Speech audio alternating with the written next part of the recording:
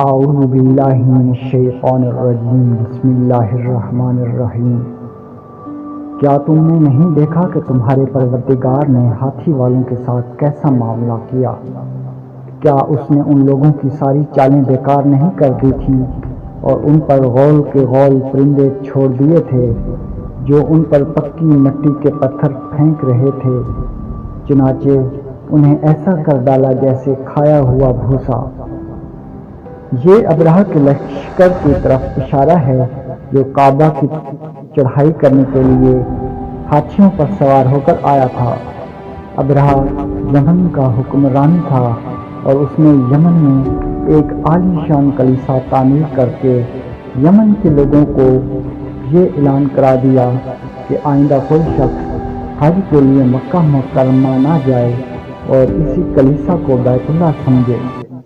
عرب کے لوگ اگرچہ بت پرست تھے لیکن حضرت ابراہیم کی تعلیم و تبلیغ سے کعبہ کی عظمت ان کے دلوں میں پیوست تھی۔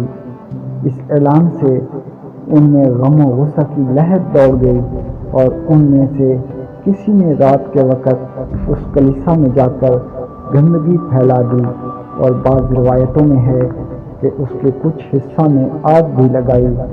ابرہہ کو جب یہ معلوم ہوا تو اس نے ایک بڑا لشکر تیار کر کے مکہ مکرمہ کا رخ کیا۔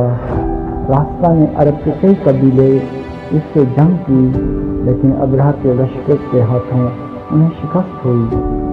آخرکار یہ لشکر مکہ مکرمہ میں قریب مغز کے نامی جگہ کے قریب پہنچ گیا، لیکن اگلی صبح اس نے بیت اللہ کی طرف بڑھنا چاہا تو اس کے ہاتھیوں نے آگے بڑھنے سے انکار کر دیا، اور اسی وقت سمندر کی طرف سے عجیب و غریب قسم کے پرندوں کا ایک ہول آیا اور پورے لشکر پر چھا گیا۔ ہر پرندے کی چونچ میں 3 کنکریاں تھیں جو انہوں نے لشکر کے لوگوں پر برسائیں۔ ان کنکریوں نے لشکر کے لوگوں پر وہ کام کیا جو بارودی گولی بھی نہیں کر سکتی۔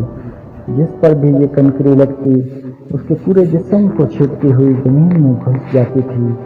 یہ عذاب دیکھ کر سارے ہاتھی بھاگ کھڑے ہوئے۔ لشکر کے سپاہیوں میں کچھ وہیں ہلاک ہو گئے اور کچھ جو بھاگ نکلے وہ راستہ میں مرے، اور ابرہہ کے جسم میں ایسا زہر سرایت کر گیا کہ اس کا ایک ایک جوڑ گل کر سڑ کر گرنے لگا۔ اسی حالت میں اسے یمن لایا گیا اور وہاں اس کا سارا بدن بہہ کر ختم ہو گیا اور اس کی موت سب سے زیادہ عبرتناک ہوئی۔